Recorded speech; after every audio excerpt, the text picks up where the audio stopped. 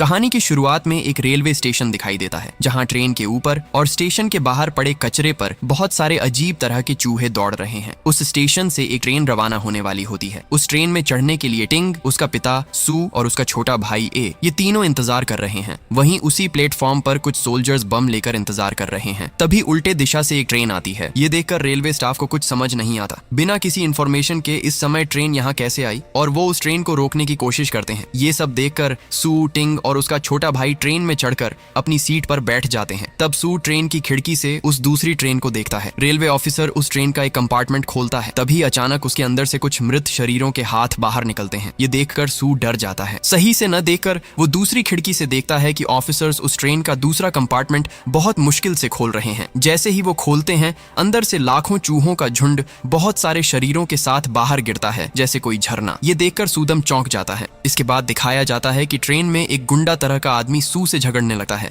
क्योंकि वो अपनी सीट की खिड़की से बाहर देख रहा था। तब टिंग वहां पहुंचता है और कहता है, मेरा पापा को छोड़ दो, वो बीमार हैं और उनका इलाज करवाने के लिए हम शहर जा रहे हैं। लेकिन उसकी बात इग्नोर करके वो गुंडा उसके साथ भी बुरा बर्ताव करता है। तभी सेन नाम का एक आदमी उस गुंडे का हाथ पकड़ लेता है और ये देखकर डर के मारे उस गुंडे के ग्रुप के लोग उसे रोकते हैं और झगड़ा बंद कर शांति बनाने की कोशिश करते हैं। कुछ समय बाद सू उठता है और एक कंपार्टमेंट की तरफ बढ़ता है। ट्रेन के आखिरी कंपार्टमेंट से एक कंपार्टमेंट पहले वहां बहुत सारे अमीर लोग और रेलवे ऑफिसर बैठे होते हैं। सू वहां आगे बढ़ता है और वहां अपनी बड़ी बेटी लिंग को देखता है जो अपने प्रेमी जियांग के साथ खाना खा रही है। सू गुस्से में कहता है, मैं लोगों की सेवा करने के लिए हेल्थ डिपार्टमेंट में काम करता हूँ और उसी काम के लिए मैंने तुम्हें मेडिकल की पढ़ाई करवाई, लेकिन तुम हमें छोड़कर इसके साथ भाग गई। ये कहते हुए वह गुस्से में लिंग पर हाथ उठाता है। कुछ ऑफिसर सोचते हैं कि वह बिना कारण किसी को मार रहा है और उसे आखिरी कंपार्टमेंट में खींच कर ले जाते हैं। इसी समय टिंग के कंपार्टमेंट में सभी सो रहे होते हैं। तभी उसका भाई उनके कंपार्टमेंट के ऊपर से कुछ अजीब आवाजें सुनता है। वह उस आवाज की तरफ बढ़ता है। आगे बढ़ते हुए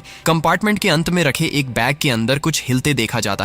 यह देखने के लिए कि उसमें क्या है, वह पास जाकर बैग खोलता है। तभी अचानक एक बिल्ली उस बैग से बाहर निकलकर भाग जाती है। उसी समय वहां ऑफिसर सू को आखिरी कंपार्टमेंट में ले जाकर ट्रेन से हाथ पांव बांध देते हैं। तभी किसी अज्ञात व्यक्ति की अजीब चिल्लाने की आवाज सुनाई देती है और उसके शरीर पर कुछ चोटें लगती हुई दिखाई देती हैं। ऑफिसर उस आदमी के पास जाते हैं और तभी वह आदमी नीचे गिर जाता है। वहां उसके ऊपर बहुत सारे चूहे हमला कर देते हैं। ये चूहे ऑफिसर्स को देखकर उस आदमी को छोड़ देते हैं और सीधे ऑफिसर्स पर हमला कर देते हैं। वे ऑफिसर्स को काटते रहते हैं। जब वे चूहों को भगाने की कोशिश करते हैं तो हाथ में रखी चाबी उनके हाथ से फिसलकर सू के पैर के पास गिर जाती है। सू जल्दी जल्दी चाबी लेने और लॉक खोलने की कोशिश करता है, लेकिन उसी बीच चूहों ने 2 ऑफिसर्स को काट लिया और उनकी हालत बिगाड़ दी। इस बीच बार बार बादल सूरज को ढकते हैं जिससे वहां अंधेरा छा जाता है। ये देखकर ट्रेन के लोग अपनी जर्नी का मजा लेने लगते हैं। तभी अमीर लोगों के कंपार्टमेंट से भी कुछ अजीब आवाजें आने लगती हैं। ये सुनकर वहां की एक महिला अपने हस्बैंड से कहती है, शायद ये चूहों की आवाज है और मुझे बहुत डर लग रहा है, इन्हें भगाने का कुछ करो। फिर वह आदमी एक छड़ी लेकर उस आवाज की तरफ जाता है। जैसे ही वह लाइट के अंदर आवाज सुनता है,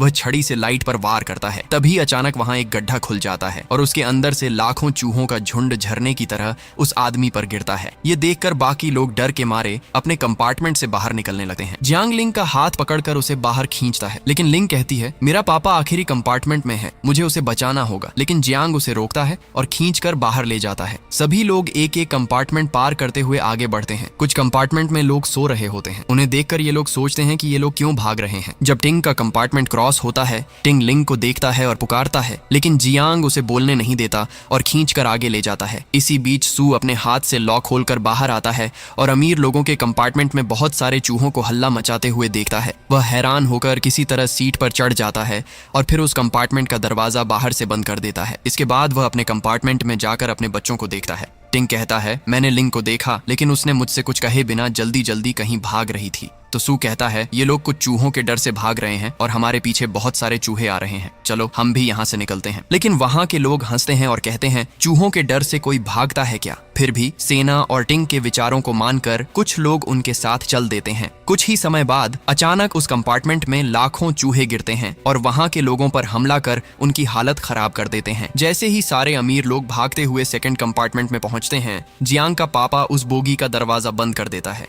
तब लिंग रोने लगती है और कहती है, मेरे फैमिली के लोग अभी वहां फंसे हैं, प्लीज दरवाजा खोल दो। लेकिन वे लोग कहते हैं अगर हम उन्हें बचाने जाएंगे तो हम खुद मर जाएंगे। फिर वे जियांग से कहते हैं कि उसे ट्रेन के 3rd कंपार्टमेंट से अलग कर दिया जाए। लिंग की रोने की आवाज सुनकर जियांग का बहुत बुरा लगता है, लेकिन अब कोई रास्ता नहीं बचता, इसलिए वह उस बोगी को अलग करने जाता है। इसी समय जब बोगी अलग करने की घोषणा होती है, कंपार्टमेंट की छत का ढक्कन खुलता है और वहां से वह ऊपर निकलकर ट्रेन के ऊपर चला जाता है। इसके बाद टिंग और उसका भाई भी ऊपर पहुंच जाते हैं। तब सू नोटिस देता है कि दोनों को हर कंपार्टमेंट का दरवाजा तोड़कर अंदर आने की कोशिश करनी है। वह जल्दी जल्दी ऊपर चढ़ने की कोशिश करता है और गहन कोशिश के बाद ऊपर पहुंच जाता है। वहां वह किसी और आदमी की मदद करता है ऊपर चढ़ने के लिए, लेकिन उनके चढ़ने से पहले ही बहुत सारे चूहे उस कंपार्टमेंट का दरवाजा तोड़कर उस आदमी पर हमला कर देते हैं और उसे काट देते हैं। वहां से सारे चूहे सूरज की रोशनी की वजह से मरकर नीचे गिर जाते हैं। सारे लोग एक एक कंपार्टमेंट से कूदते हुए आगे बढ़ते हैं और 3rd कंपार्टमेंट तक पहुंच जाते हैं। फिर जियांग और टिंग 2nd कंपार्टमेंट में कूदते हैं। अब सू अपने छोटे बेटे के साथ वहां कूदने वाला होता है, लेकिन इस सब के बारे में कुछ भी जाने बिना उसी समय जियांग 3rd कंपार्टमेंट को ट्रेन से अलग कर देता है। इसके बाद ट्रेन धीरे धीरे चलने लगती है और उस बोगी के नीचे चूहों के गिरने की वजह से बोगी हिलने लगती है। 2 कंपार्टमेंट के बीच की दूरी बढ़ने लगती है। इतनी जल्दी जल्दी सोचने का समय न होने की वजह से सू जोर से कूदता है और सेन और टिंग उसका हाथ पकड़ लेते हैं। ठीक उसी समय अलग हुआ कंपार्टमेंट नीचे गिर जाता है। ट्रेन अभी भी अपने रूट पर चल रही है। लिंग अपनी फैमिली को लेकर रो रही होती है। तभी सू वहां पहुंचता है। यह देखकर लिंग को अपनी हिम्मत वापस आती है। लिंग की आंखों में आंसू देखकर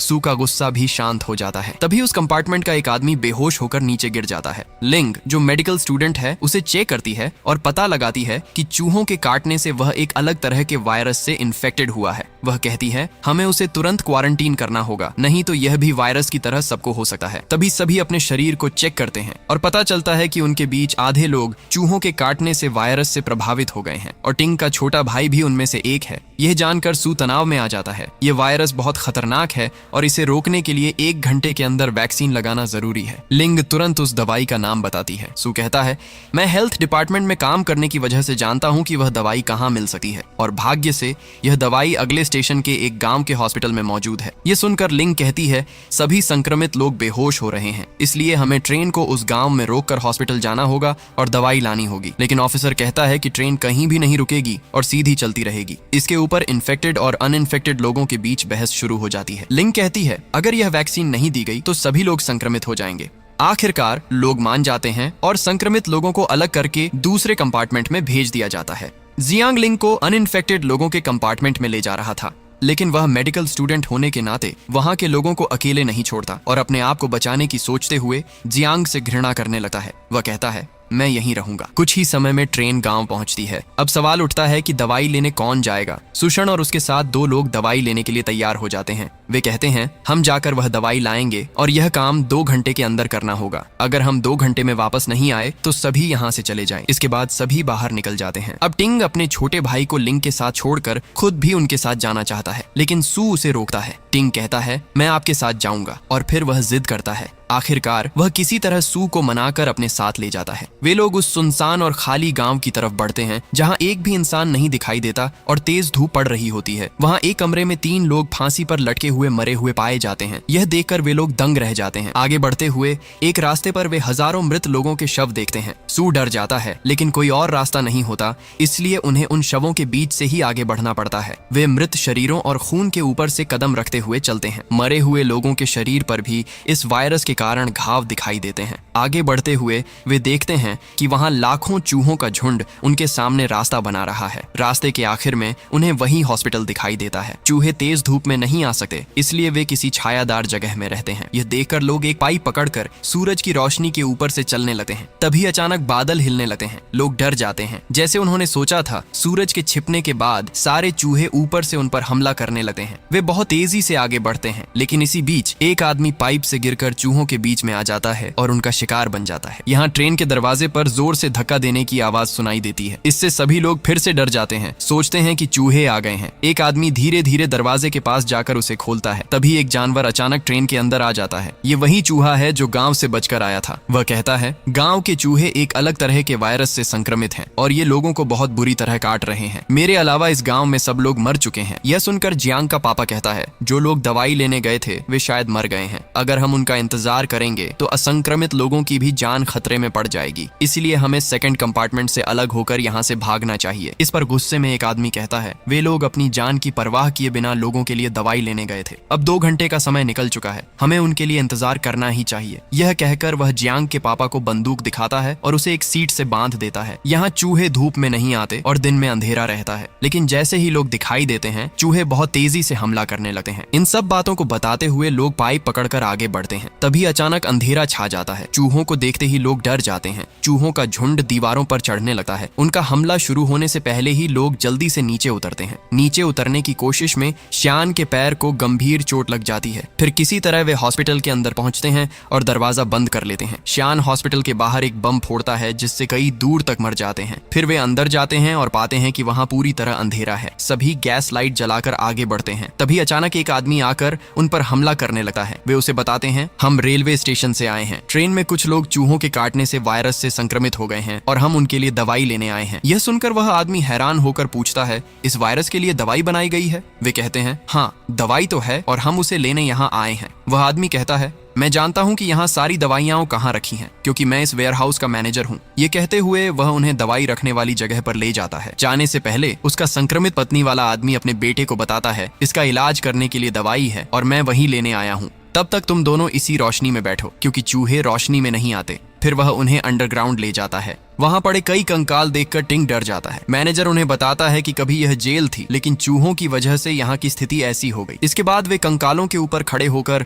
और उनके खून के ऊपर कदम रखते हुए आगे बढ़ते हैं। वहां इतने सारे चूहे हैं कि सेन एक कपड़े में आग लगाकर फायर तैयार करता है। फिर सभी उस रोशनी में आराम से चलते हुए दवाई ढूंढने लगते हैं। वहां एक बहुत बड़ा घर दिखाई देता है और सभी हैरान रह जाते हैं। ये वही चूहों का घर है जहाँ से वे हर जगह वायरस फैला रहे हैं। इस समय चूहे सो रहे हैं और अगर वे जाग गए तो हमें जिंदा नहीं छोड़ेंगे। वह कहता है, दवाई पहली मंजिल पर रखी है और आपको वहां पहुंचने के लिए इस सीढ़ी का इस्तेमाल करना होगा। अब धूप कम होने की वजह से ट्रेन के पास बहुत सारे चूहे आकर ट्रेन के अंदर घुसने की कोशिश करते हैं। तब जियांग का पापा कहता है, यहाँ रहना अब बिल्कुल सुरक्षित नहीं है और मुझे नहीं लगता कि वे लोग वापस आएंगे, इसलिए अब हमें यहाँ से निकलना ही बेहतर होगा। ये सुनकर वहाँ के एक आदमी को गुस्सा आता है और उनके बीच बहस शुरू हो जाती है। इसे देखकर एक महिला कंपार्टमेंट का दरवाजा खोलकर बाहर कूद जाती है। दरवाजा खुलते ही सारे बाहर के चूहे ट्रेन में घुस आते हैं और जो असंक्रमित लोग हैं उन्हें काटना शुरू कर देते हैं। सभी लोग ट्रेन से बाहर कूदकर भागने की कोशिश करते हैं, लेकिन चूहे उन्हें छोड़ते नहीं। जियांग और उसका पापा भी चूहों के शिकार हो जाते हैं। इस बीच सेन दवाई लेने जा रहा था, लेकिन उसके पैर में चोट और उसकी उपस्थिति की वजह से चूहे जाग सकते थे, इसलिए सू लैंप लेकर दवाई लेने जाता है। वह आराम से ऊपर चढ़ता है और दवाई खोज निकालता है। वह कुछ सब्जियां भी एक बॉक्स में रख देता है। उसका लैंप धीरे धीरे नीचे उतर रहा था और वह तेजी से नीचे उतरने लगता है, लेकिन उतरते समय वह फिसल जाता है और बॉक्स ऊपर से गिर जाता है। बाकी लोग बॉक्स पकड़ लेते हैं।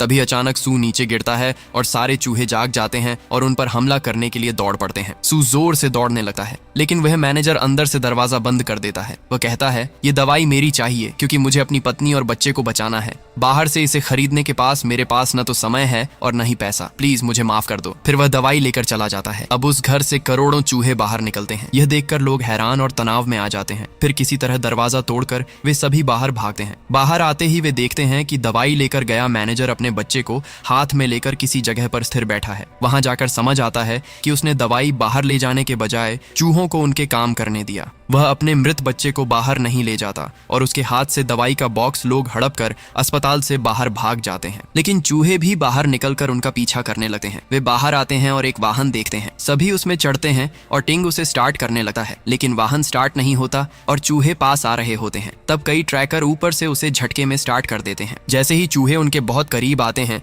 वाहन चलना शुरू होता है। चूहे उनका पीछा करते हैं, लेकिन थोड़ी दूरी पर पहुंचते ही धूप की वजह से वे आगे नहीं बढ़ पाते और पीछा रोक देते हैं। जैसे ही लोग ट्रेन के पास पहुंचते हैं, वे कई लोगों को चूहों के काटने से मरे हुए पाते हैं। सू को लगता है कि सभी मर गए हैं और वह रोने लगता है। तभी लिंग दरवाजा खोलती है और उसे देखकर सू को शांति मिलती है। वह हंसते हुए दवाई का बॉक्स लिंग को देता है, लेकिन अचानक जियांग का पापा उसे छीन कर भाग जाता है। सेन उनके साथ लड़ता है। इसी बीच आसमान में बादल जमा होने लगते हैं। सभी ट्रेन के अंदर भाग जाते हैं। अब ट्रेन स्टार्ट हो जाती है। सेन लड़ाई करते हुए दवाई का बॉक्स लेकर सू के पास फेंक देता है। सू उसे लेकर किसी तरह ट्रेन में कूद जाता है। जियांग का पापा एक दवाई अपने हाथ में लेकर आया था, लेकिन आने से पहले वह मृत जियांग को देखकर पागलों की तरह हंसता है। इसी बीच कई चूहे जियांग और उसके पापा पर हमला कर काटने लगते हैं। शान अभी तक ट्रेन में नहीं चढ़ पाया। लोग उसे बुलाते हैं, लेकिन उसके पैर की चोट और जियांग के पापा के साथ हुई लड़ाई की वजह से वह समझ जाता है कि अब वह दौड़कर ट्रेन पकड़ नहीं सकता। वह हंसते हुए गुड बाय कहता है। फिर चूहे उसके ऊपर चढ़कर उसे मार देते हैं। इसे देखकर ट्रेन में बैठे लोग भी दुखी हो जाते हैं। टिंग और सू जोर से रोने लगते हैं। फिर सू लिंग को दवाई देता है और सभी संक्रमित लोगों को दवाई की इंजेक्शन लगाई जाती है। सू अपने छोटे बेटे को दवाई की इंजेक्शन लगाता है। तभी अचानक ट्रेन रुक जाती है। सभी सोचते हैं ट्रेन क्यों रुकी। जाकर देखा तो पता चलता है कि ट्रैक पर दूसरी ट्रेन की एक बोगी उलटकर गिर गई है। सू ट्रेन में बैठे लोगों से कहता है इसे हटाने में मदद करो, लेकिन कोई मदद के लिए नहीं आता। टिंग खुद जाकर बोगी हटाने की कोशिश में लग जाता है। यह देखकर लिंग लोगों से कहती है आपके लिए ही उन्होंने अपनी जान जोखिम में डालकर दवाई लाए हैं। वे अब भी आपको बचाने की कोशिश कर रहे हैं। अकेले वह बोगी नहीं हटा पाएंगे। थोड़ी देर में चूहे फिर आ जाएंगे। इसके बाद सब लोग बाहर निकलकर बोगी हटाने लगते हैं। जैसे ही बादल छा जाते हैं, चूहे दूर से आते हुए देखे जाते हैं। तभी एक गुंडा ट्रेन पर रखा बम अपने शरीर से बांध लेता है और जैसे ही चूहे उनके पास आते हैं वह बम ब्लास्ट कर देता है। इससे चूहों की बड़ी संख्या मर जाती है। लेकिन कुछ समय बाद चूहों का दूसरा झुंड फिर दूर से आना शुरू हो जाता है। सब लोग किसी तरह बोगी हटाकर दौड़ते हुए ट्रेन में चढ़ जाते हैं, लेकिन ट्रेन के ट्रैक दूसरी तरफ शिफ्ट हो गया होता है। सू तुरंत ट्रेन से उतरकर ट्रैक को सही पोजीशन में सेट कर देता है, लेकिन बार बार ट्रैक अपनी जगह पर लौट आता है। अंत में कोई रास्ता न होने पर वह इसे सही पोजीशन में फिक्स करता है और ट्रेन को आगे बढ़ने देता है। ट्रेन ट्रैक पर चलते ही वह दौड़कर ट्रेन पकड़ने की कोशिश करता है, लेकिन अब वह दौड़ नहीं पाता। लोग सोचते हैं ट्रेन को रोका जाए और उसे अंदर लिया जाए, लेकिन सू कहता है ट्रेन मत रोको, यहाँ से निकलो। और इसी बीच वह चूहों का शिकार होकर मर जाता है। सू का यह त्याग देखकर ट्रेन में बैठे लोग इमोशनल हो जाते हैं। टिंग और लिंग जोर से रोने लगते हैं और यहीं पर यह कहानी खत्म होता है।